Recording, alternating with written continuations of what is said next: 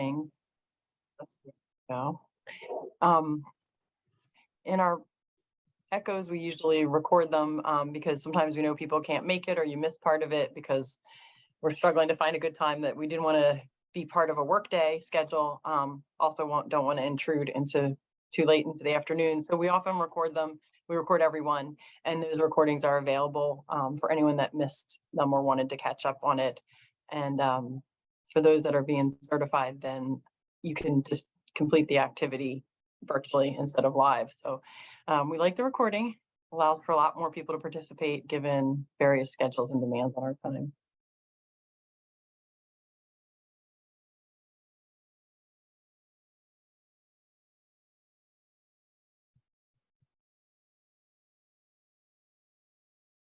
I'm going to give about 1 more minute and then we're going to go ahead and get started because we hope to be done not the full a little bit shorter than what we were scheduled for because we don't have a problem of practice today.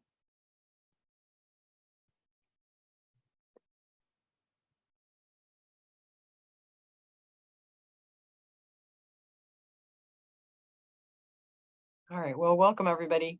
If you have put your name in the chat with your role and your email, thank you so much. We're going to use that to send information, or if anyone has trouble accessing just the one document or couple documents during the session, we'll be able to send it right to you. I am Sarah Madden. I am a Chief Program Officer for Talent Development Secondary. I'm going to have my other staff introduce themselves. I think we got 2 more on here. We're missing 1 person. Go ahead, Wynette. I am Wynette Jones. I'm the financial and contracts person at TDS. Among other duties. Other duties as assigned. And Sheena. Hi, how are you? My name is Sheena Lowell, and I like to think of myself as the SEL leg of talent development. Thank you. Thanks. And we're missing 1 person today. I don't know if he's going to be able to join us. He's providing service to one of our schools, the partnership we have with JHU in San Antonio. His name is Raphael Curtis. He is generally our MC and really runs and facilitates most of these echo sessions for us. So you'll get to know him and see him if you're able to join the sessions with us. Thanks for joining us. Again, we're going to ask for some feedback about this time slot as something that's good or bad or what could be better. And also most of them are on Tuesdays we scheduled, which again, we could have some flexibility there. But we'll ask for that towards the very end of the session. I wanted to just point out that we have an asterisk there over Student Success System Coordinator because we were an Early Warning Systems Coordinator certification program until about 2 weeks ago. When it was suggested that we change the name to align to the GRAB partnership definition. And we've worked in that collaboration with the partners you'll see down here at the bottom to get more early warning systems on track, student success systems operational and of high quality in more schools. And so the definition that our collaboration has worked with and sought a bunch of input and continues to seek input on is what you see here, that it has 4 essential elements: community relationships, holistic real-time actionable data, response and improvement system, and a shared set of mindsets. And having those 4 things in place can lead to an inclusive way to empower students to graduate ready for success in adulthood. What we're going to talk about for today is a little bit about the GRAB partnership towards the end. We're going to sort of explain more about what an echo is and have you experience some of that if you haven't before, or we've experienced some facilitated by other organizations and we feel like ours is a little bit different. So we're going to explain some of those differences, and we're also going to model or practice one of the components of it is a subject matter expert speaks a little bit about a topic that is related to early warning or student success systems. So I'll be sharing some information about chronically absent students because they're there and they're always a challenging population to serve and to get them to attend regularly. And so we have a few ideas that have worked in some places that might be helpful. The ECHO model is really virtual professional learning. We work really hard to develop community in here. This model is sort of borrowed from the medical field where they wanted to provide some training in places that were more rural and harder to reach and could be provided virtually. And I think the slogan that we embrace is all teach, all learn. So this will be the only one where it'll be a lot of us talking. That never happens after this. Usually it's a lot of varied voices, including your own, that is part of the ECHO session. There's a case study that's involved or a problem of practice, and we're going to ask every school that's being certified or anyone that would like to get input to share one of those, and we'll explain what that protocol looks like. This is generally what our ECHO sessions look like. We have some announcements that might be about resources, opportunities, webinars, other informational sessions that we might know about or be aware of. Then there's generally a didactic or a subject matter expert, someone like Dr. Balfant, or really it's been a number of people and school guidance counselors in some cases. So we've had a number of subject matter experts that have some expertise and or they have worked through one of these components and have a bright spot or a promising practice to share. And then the next 30 minutes of the session is generally a problem of practice where one school partner will say, you know, we've been working on this problem within our building. We would love some input, other eyes on the problem, and give us some feedback and guidance, some ideas and suggestions we might try. And we feel like that's really, from the feedback we've received in the past, that's really the strength of this, is that problem of practice. You can see some of the driving questions that the schools that were in the cohort last year created. We spent a good deal of time and provide some support helping you create a driving question that really is going to elicit a lot of good recommendations, because these schools were all in different parts of the country in different contexts. And so really understanding the person's context before trying to help or provide guidance gets us stronger recommendations. So we had everyone kind of went through this process in our certification cohort last year. And some of the things that they said that you can see here on the screen, it seems like we were pretty successful in developing sort of the atmosphere and the culture in which we wanted, which none of us have any of all of this figured out. We continue to learn. We continue to be presented with new and interesting challenges every day due to the nature of our work. So we think that hopefully those that continue enjoying the ECHO with us for the rest of this series have some of these same responses to I learned and I can use. I just point out that last one that I learned or I relearned. Sometimes we'll present information, or the problem of practice will be something, or the SME will be something that you're familiar with, you've seen before, and maybe it's a refresher, or you're just making you think about it again in a different way. So not everything's brand new and shiny. Some of it's just reminding and validating what we're doing. A lot of validation of practices. We heard that last year as well. We proposed some dates. These are sessions that would happen throughout the year. In November and December and January, you'll note there are 2 sessions, and our thinking there was that people could attend either or. When the November, we've got Thanksgiving holiday right in the middle there. One might be easier or more difficult for people to attend, and the same thing with December and January. We're able to do that with the spring months as well if we find that that's a successful practice, and it really helps to accommodate people's schedules and allows more people to engage. So the idea here isn't that you wouldn't attend both sessions on the 22nd and the 30th of November, but one of the 2. And the subject matter expert content would be the same. The problem of practice may vary. We have a different school present their problem of practice. It also allows for more schools to present their problem of practice and receive some feedback. So this is where we're kind of headed, and where we think we need some input for sure from those that we wish to serve. The didactic for today is going to be me. I've been working with schools for quite a while. We have a strong focus on attendance. We had 2018, we had a conference, a summit on chronic absenteeism here in New Orleans, and we had pretty good turnout for that. Our approach, our kind of that statement there in the box is, once a student is chronically absent, typically you need to solve a problem or change a behavior, and that sort of frames our approach to attendance in many ways. So what I'm going to talk about for the next few minutes is a few ideas that we have, and then you guys are going to read. If you didn't read the article, it's a pretty quick read. We're going to give you time to do that within this session because we sent it out late, and we don't expect that people would have time to prepare given the busy schedules that you have and the service that you're doing in the schools. So you're going to get a little bit of information from me, a little bit of information from that reading, and then have an opportunity to discuss it. And we're doing this in lieu of a problem of practice because we're just sort of getting some information out there today.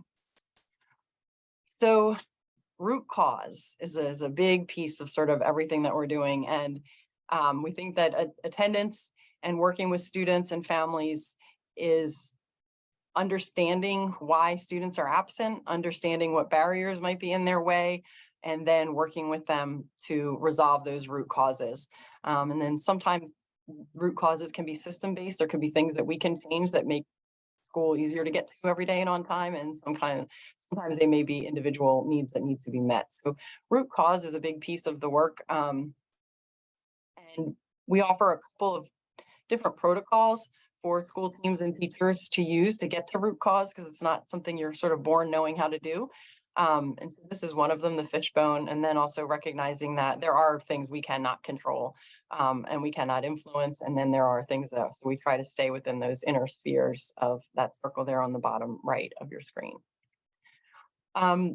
So tier one, we frame our attendance approach as a tiered model. The tier one are structures which all students experience or have access to. They're usually designed and continuously informed. We don't just have tier one and we're done for the year. Each quarter and at the end of the year, we're looking at our attendance data to see and listening to the root causes that we hear during our attendance audits. We're listening to our students and our families to decide and determine whether or not those tier ones are effective or might need to be tweaked. I'm going to share some of those with you, and that would be for us, it's sort of this quadrant. This is what a resource intervention map structure might look like. So there's this whole school attendance. What are we doing for attendance? That's what most of what I'm going to share with you is going to be about today for those chronically absent.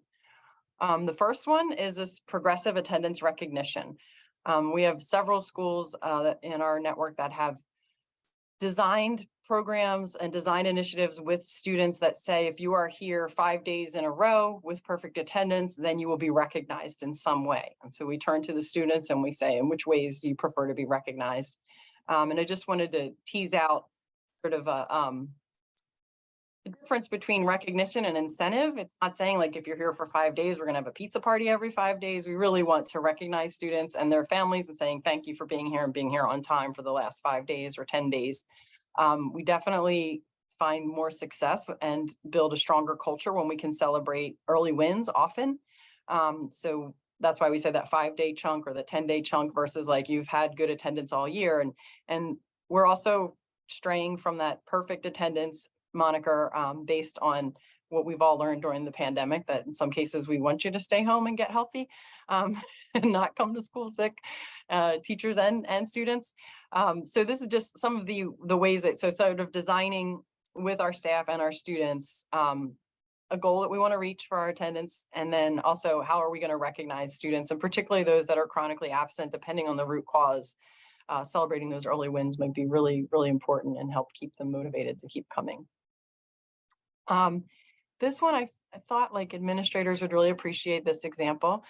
This was a middle school in Tulsa, and they, if you were there for the first 20 days with a certain threshold of attendance and punctuality, you were entered into a raffle to be able to put the whipped cream pie in the face of your administrators, and those brave souls there got pies in their face. That's one way to recognize students. And you can see from that other picture on the right there, the kids loved it.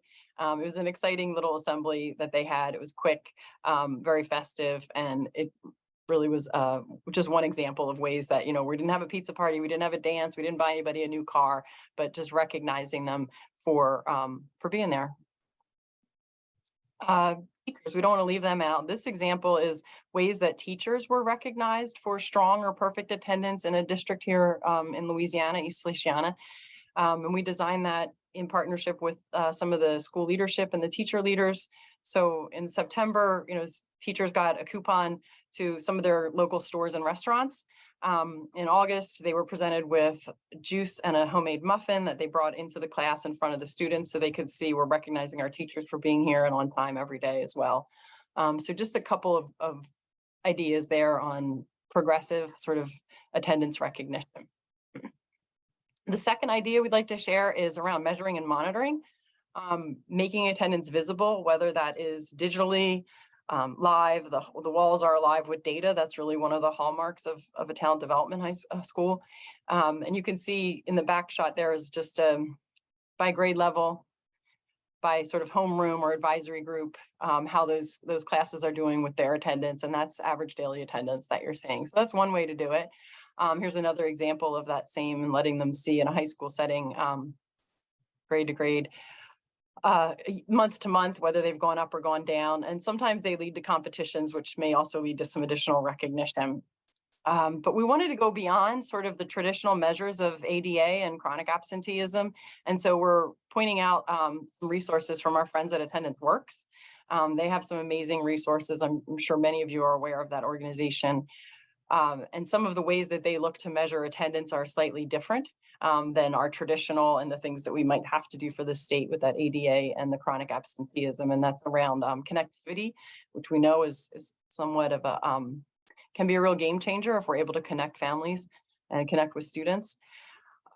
Relationships, participation, and contact, just measuring, have we been able to reach people and connect with them and talk to them? Because sometimes that can be a challenge, is just finding a way to reach out to that family and interact with that parent. The other resource that we would share around sort of this idea of measuring and monitoring, this attendance playbook, which was sort of revised during the pandemic, includes some really strong tier 1 interventions and how they got them in place, and how they, in some cases, it shares how they measure whether or not those things are making a difference or whether they think they're making a difference. And they also describe each one of those tier 1 interventions, which again are in some cases system things that are the root cause. I know in every city we've worked, large urban areas, there's a certain point where we have to cut off the busing for financial reasons. And a lot of times that may drive whether or not a child is able to make it, particularly in the younger grades. And so you see that on there, school buses and public transport. And so they're just some of the ways that we can respond as a system to create stronger tier 1 supports if that's needed. And that's what the root cause of those that we serve leads us to. And I'm just going to jump in to tell you guys that as Tara is speaking, I'm dropping links to all of these things in the chat. So if you want to see any of the things that she's talking about a little deeper, you can find it in the Google Drive and also at the Attendance Works website. Thank you, Sheena. Thanks. Yeah, we have a folder that we started for this session that has a lot of information in there. We can refer to that throughout. So this is sort of our third idea. It's kind of around measuring and monitoring. And this is conducting an attendance audit, and that's where we speak to a percentage of the students. So let's take today, and in one of the schools that we work with, they have like 200 or so kids that are tagged as like chronically absent. They know that, they're monitoring, they're measuring. And so maybe on a Wednesday, of those 200 that we already know are chronically absent, we look to speak to 10 to 20% of them. And we want to have a conversation with those students. We're not going to be able to get to maybe every single child that was absent on that given day that we select. That's fine. The idea here is to have a conversation. It's non-punitive. We want to understand why you're missing school. I didn't feel like coming. Why didn't you feel like coming? Because I'm tired. Why are you tired? Not just sort of that first reason, but really pushing them. And that may include some attendance coaching, and it may include some advocacy for the purposes of sort of just understanding why students are being absent or are finding themselves not being able to make it to school. Then we don't necessarily need to do the coaching and advocacy at that time. So this idea of an attendance audit, again, can be like if it's on Wednesday, we say, tomorrow we have a small team of people that on Thursday, Friday, and Monday are going to try to reach out to the students that were absent, either all of them or the subsets based on who we know we need to focus on our campus. And we're going to get to the why. And oftentimes you can sort of take those whys and put them in larger buckets and organize them in ways that we can respond.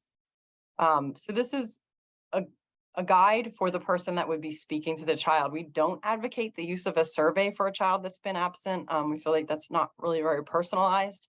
It doesn't help with the idea of connections.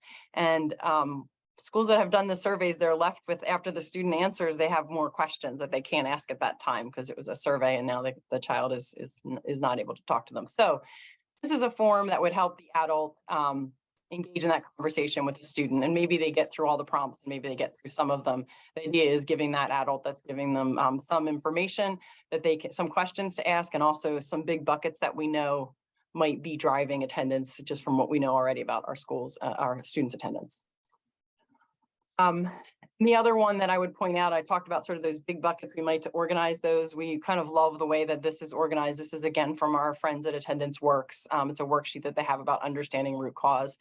And so we like the chunks of academic conditions, safety concerns, social dynamics, home situations, and health status as a way of potentially organizing that information that we collected and we heard from our students and families during an attendance audit. So again, a different way of measuring and monitoring and then taking that information and finding a way to respond to it. Oh, I missed these ones. Okay, so here's a few others from Attendance Works, but that's on their website and they may even have a more recent edition. I see this one's from 2019. Our fourth way is just education.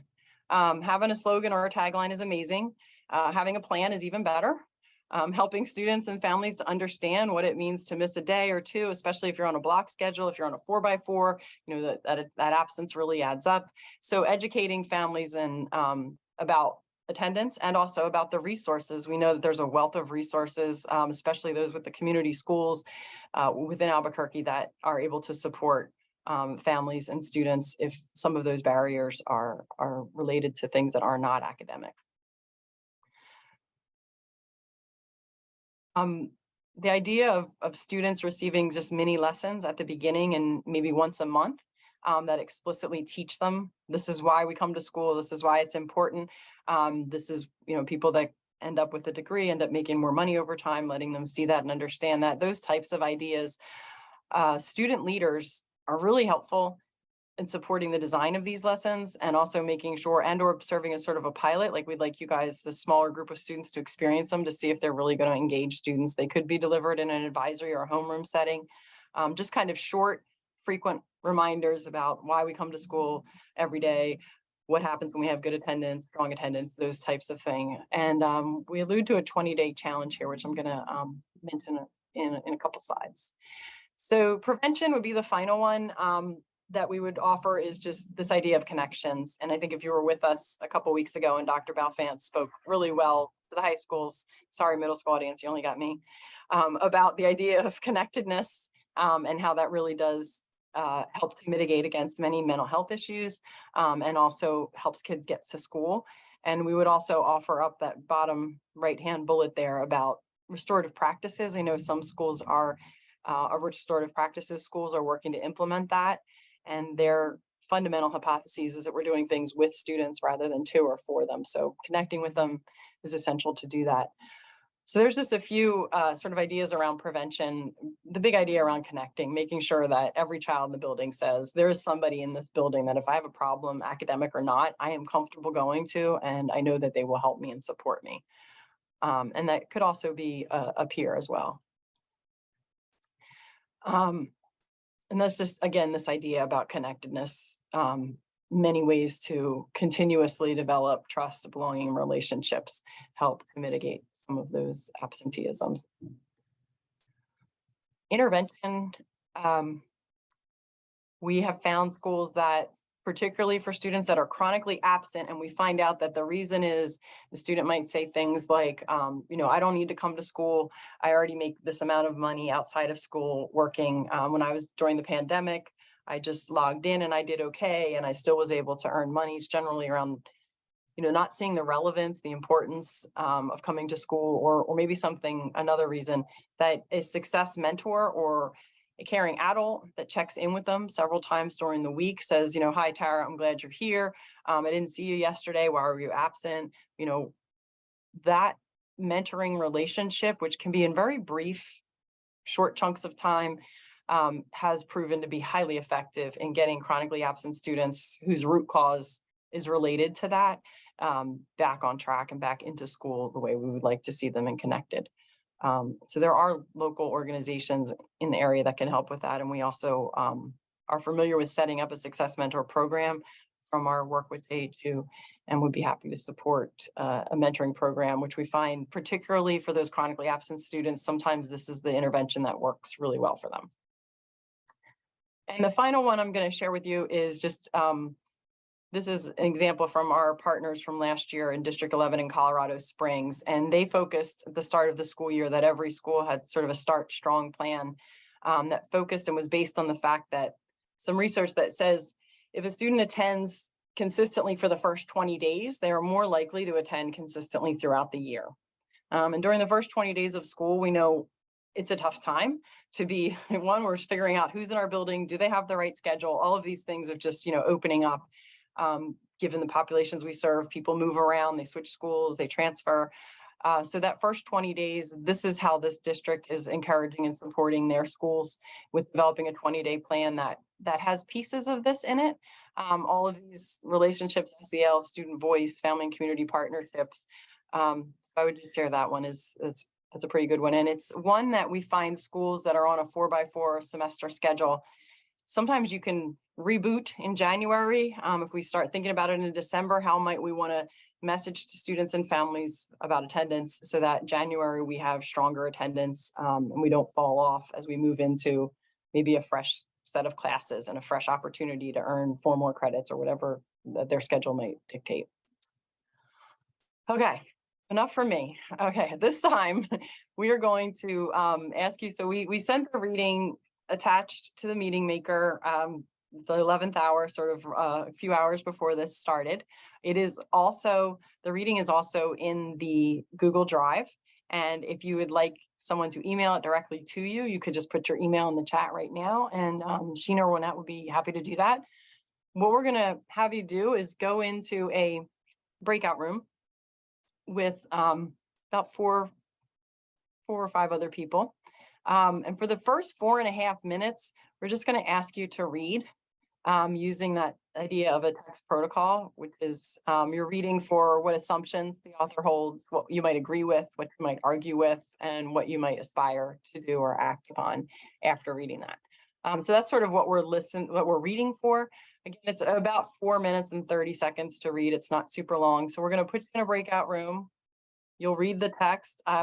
We're asking that you turn your camera off while you're reading, and then you turn your camera back on in the breakout room so that people will know you're ready. We'll also send a message saying it's 4 minutes and 30 seconds. We can begin to have the discussion. And so the idea is that you process this information that I just shared, and also the article for any ideas that are validated, any ideas that are new, questions that you still have, and have an opportunity to talk with your peers about that. Because again, we're not able to do the problem of practice, and this sort of simulates some of those same qualities of that. So it looks like we have about 18 people in here. So I think what I'm going to do is we'll set up. I've got some. Okay. Well, go ahead, Sheena. Sorry, I had set up 3 rooms. I got a 4, 4, and a 5. Okay, I'm going to go ahead with the one that I set up. I have it set for 16 minutes, and it'll give us a countdown at 2 minutes before. And we will be able to send you a message at 4 minutes and 30 seconds. What questions might you have about what we're about to do, or does anyone need the reading? Just come off mute if you're happy to do that. Because there's several things listed in the Google Classroom. What is the reading? I believe it's titled, it's from Chalkbeat. Oh, geez, that's a great question. What's the title? I think it's absenteeism. It says absentee. Is that what it was? Absenteeism. I'm going by memory if you have it. I went in and it shows a picture of 2 women looking through a Yes. front door. Yep. Okay. And if you scroll down, the article is there. It says, why are students missing so much school? The answer may lie in the chronic absenteeism black box. And then it is saved as absenteeism article Chalkbeat PDF. Thank you, Sheena. All right, I'm going to open all rooms, and then we will start our time for reading, and we'll send you a message. Okay, but thank you all for engaging in that conversation. We wanted to give you an opportunity to process, because normally, like I said, it would be you'd be hearing from varying speakers during this session. It wouldn't all be sort of one person talking. So I wanted to I'm going to share some information now. I think this is the other piece that we said we were going to do on here, is just kind of say that we're part of the Scribe Partnership for Student Success. We're working to support schools with high quality student success to build them or strengthen them. And that's our definition that we talked about earlier. I would say our announcements, a grad partnership, if you are interested and willing on November 17th. It's probably during your guys' school day, might not be a great time for people in Mountain. The AASA is sponsoring a webinar, that's going to talk about the grad partnership and that definition and student success systems in general. So there's a link that Sheena's going to drop for you in there. You need to create an account in ASSA. It's free. You don't have to become a member, but you just need the account to register for the webinar. And then the community of practice is something that our friends at Carnegie are facilitating for us through the grad partnership. And this month's focus is going to be on Chicago and how they have learned to improve graduation rates. It should be a good one. That's on November 30th. The registration for that is really simple. There's no logging in or anything like that or registering for the site. It's just a simple Eventbrite, I believe.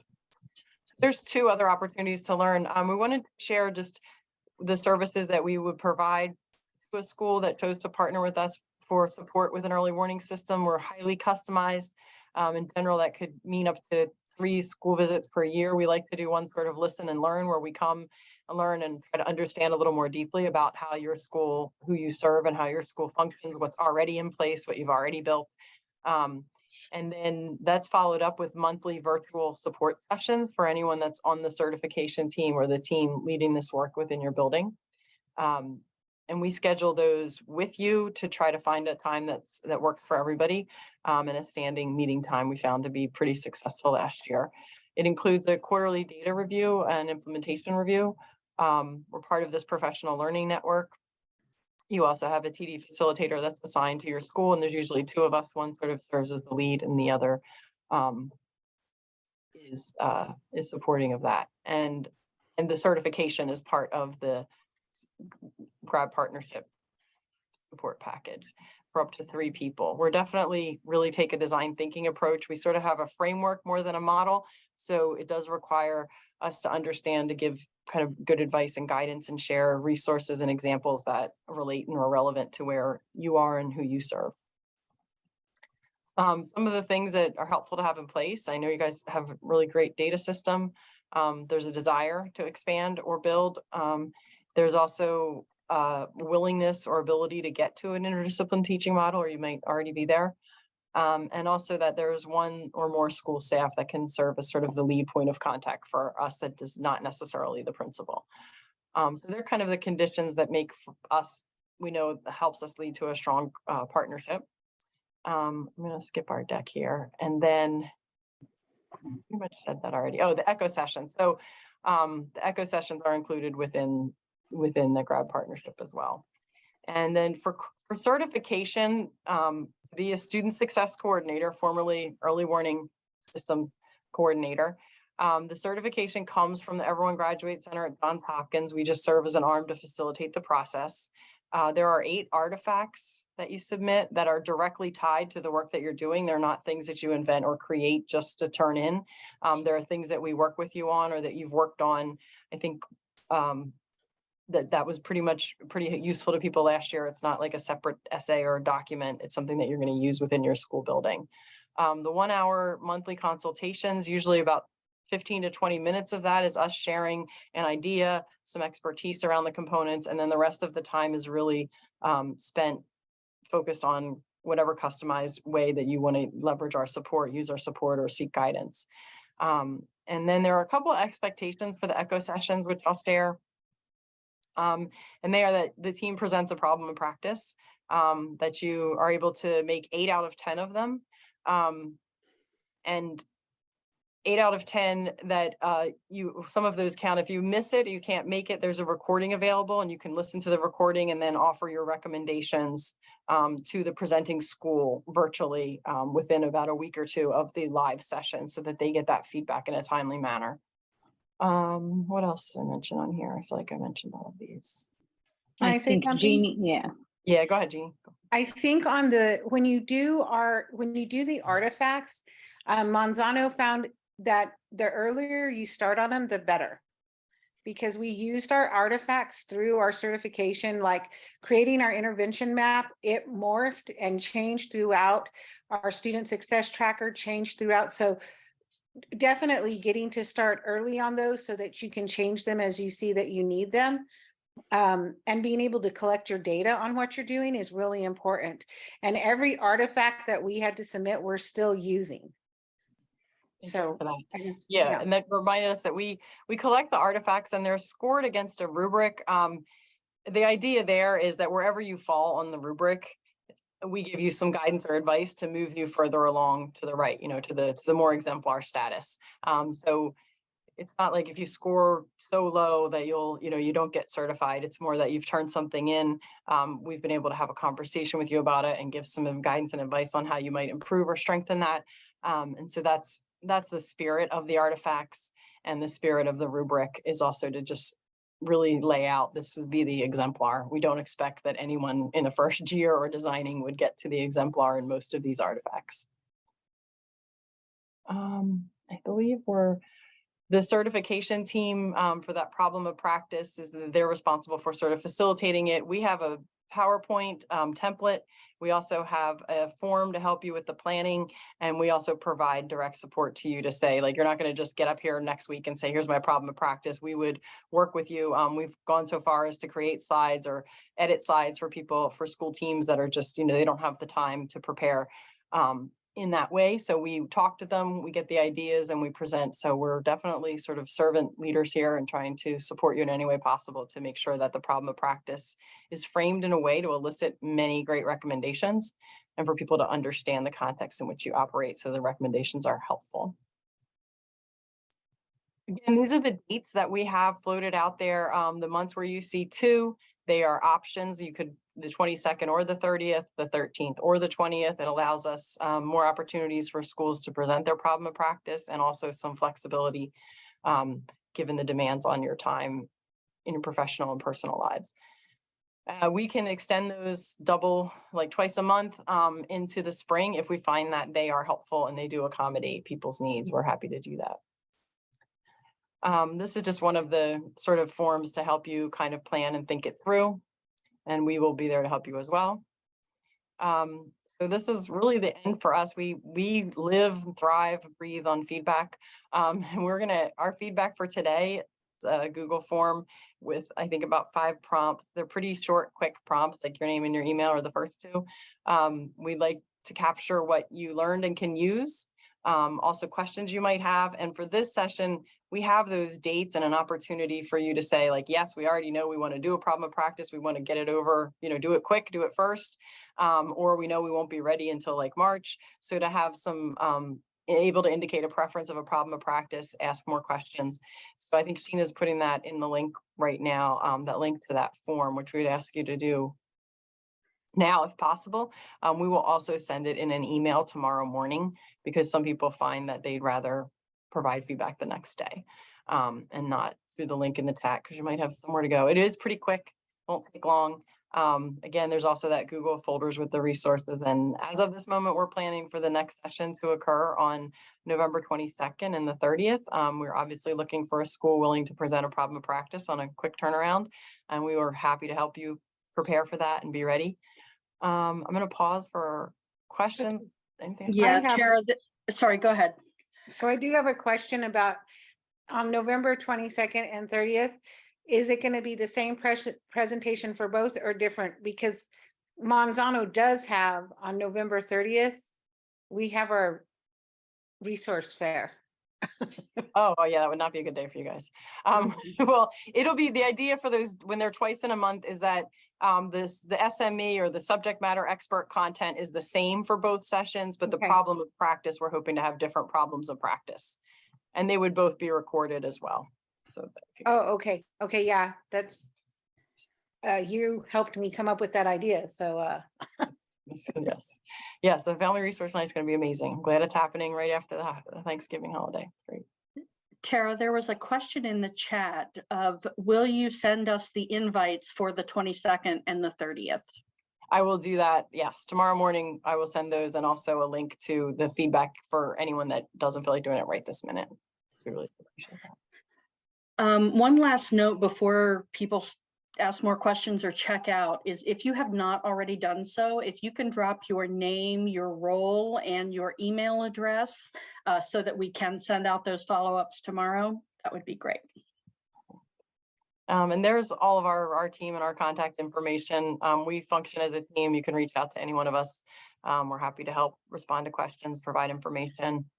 Thank you so much for your time. We really are looking forward to your feedback to see if this is a good time or there might be a better time. Most of the schools are going to be in the Mountain Time Zone, so whatever makes sense for you guys to allow for maximum participation is what we were going to go with. So that's all we have for today, unless there are any questions, comments, and thanks again for joining and participating. We appreciate it.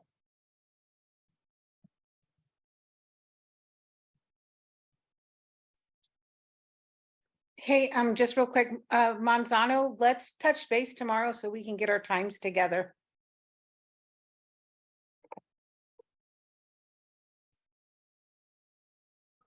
Yes, I think we're scheduled to talk tomorrow, Jeannie, right? Yes. Yes.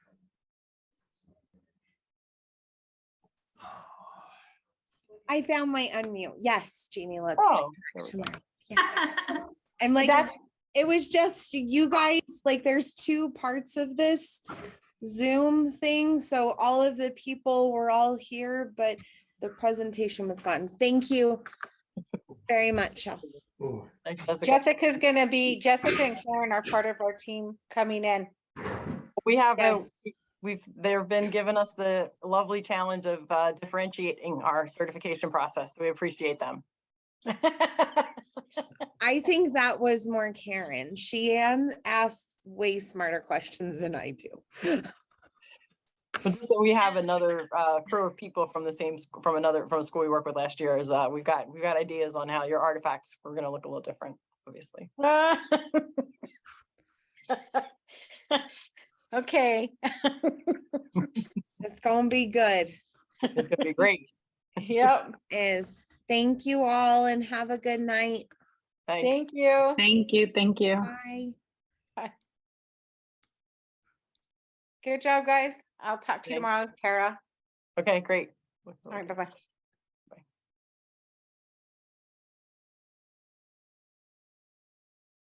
All right, I think I'm going to stop my screen share.